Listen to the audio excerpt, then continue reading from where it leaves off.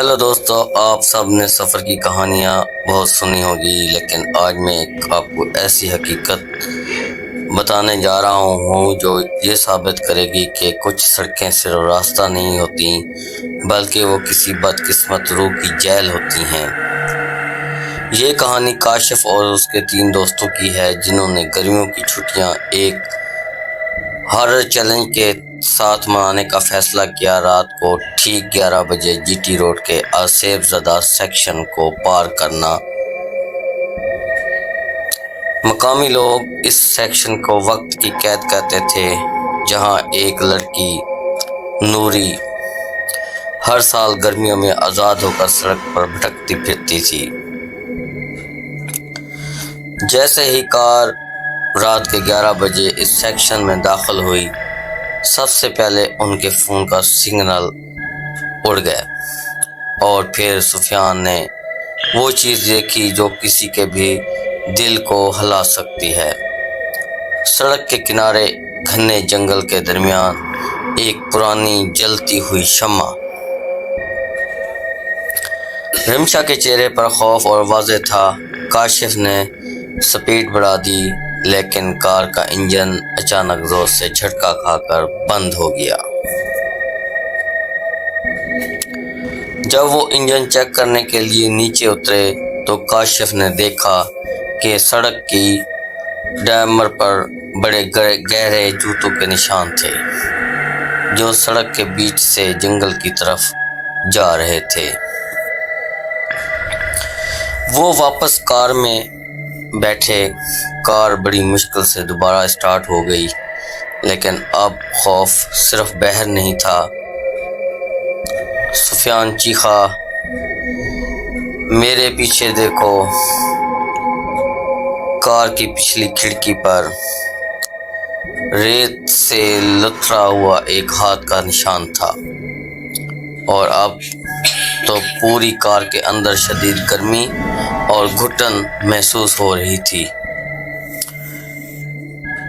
وہ تیزی سے ڈرائیو کرتے رہے، اور پھر انہوں نے سڑک کے بیچوں بیچ وہ چیز دیکھی جس نے ان کی روح کو ہلا کر رکھ دیا۔ لوہے کا ایک زنگ آلود ستون، سیدھا جیسے کسی کو باندھنے کے لیے بنایا گیا ہو۔ اسی ستون کے پاس انہیں زمین پر رکھا ہوا ایک پرانا جلا ہوا نیوز پیپر ملا۔ نیما نے لرزتے ہوئے ہاتھوں سے اسے اٹھا لیا، اور اس کی ہیڈ لائن پر لکھا تھا، کمسن نوری شدید بخار میں لاپتہ، گرمیوں کی قید کا الزام۔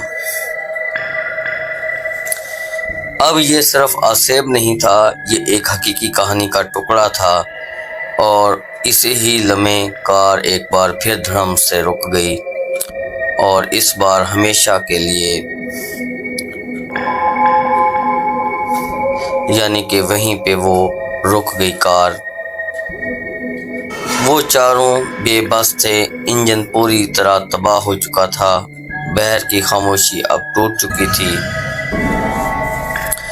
انہیں محسوس ہوا کہ سڑک کی ریت پر کوئی بھاری ننگے پاؤں چل رہا ہے، اور پھر سڑک کے تاریک کونے سے نوری کا ہیولا ان کی طرف بڑھا۔ ہیولا کار کی کھڑکی کے پاس آ کر رک گیا۔ اس کی آواز درد بھری تھی، مجھے بہت گرمی لگ رہی ہے، مجھے پانی دو، مجھے میری چھٹیاں واپس کر دو۔ نیما نے نیوز پیپر کو غور سے دیکھا۔ نوری کا باپ جنونی سائنسدان تھا جو وقت پر تجربات کرتا رہتا تھا۔ وہ نوری کو شدید بخار سے بچانے کے لیے ہر گرمی میں گھر میں اس کو بند کر دیتا تھا۔ نیما چیخی، وہ وقت کی قیدی ہے، اس کا باپ اسے ہر سال گرمیوں میں اس لیے اسے بند کرتا تھا تاکہ اس کا شدید بخار ٹھیک ہو جائے، لیکن غلط تجربے سے نوری ہمیشہ کے لیے انہی گرمیوں میں قید ہو کر رہ گئی۔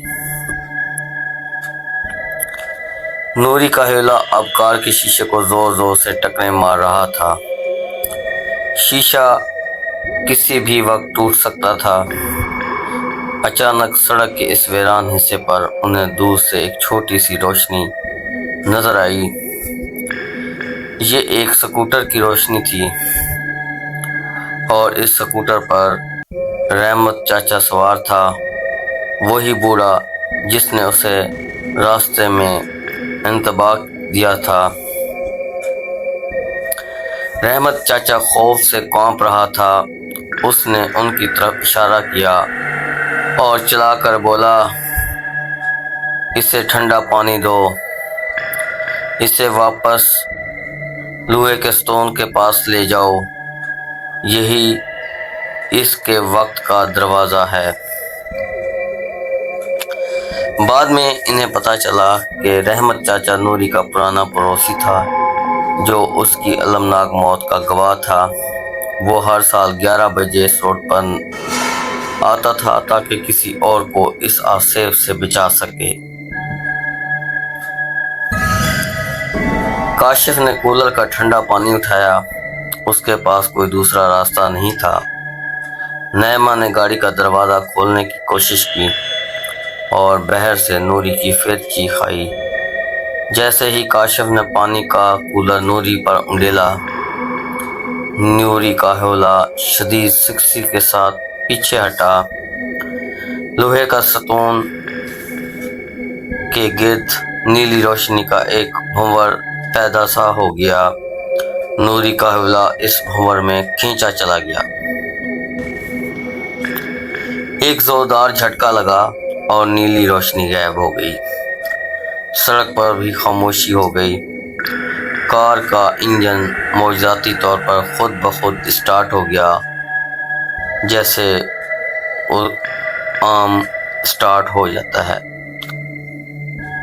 رحمت چاچا نے انہیں وہاں سے فوراً نکل جانے کا اشارہ کیا۔ انہوں نے شاہراہ پار کی، لیکن وہ کبھی نہیں بھولے کہ کسی جنونی سائنسدان کے تجربے کو ایک معصوم لڑکی کو کیسے وقت کی قیدی بنا دیا ہے، جو ہر سال اپنی ادھوری چھٹیاں منانے واپس آتی ہے۔ دوستو، یہ کہانی اس بات کا ثبوت ہے کہ کچھ راستے واقعی اسیب زدہ ہوتے ہیں اور وہاں پر قید صرف روح ہی نہیں ہوتی بلکہ کسی کا رکا ہوا وقت اور ادھوری خواہش بھی ہوتی ہے، یعنی آرزو ہوتی ہے۔ آپ کو کیا لگتا ہے کہ کیا نوری اگلے سال گرمیوں میں پھر واپس آئے گی؟ کمنٹس میں بتائیں۔ ویڈیو کو لائک کریں، شیئر کریں، چینل کو ضرور سبسکرائب کریں۔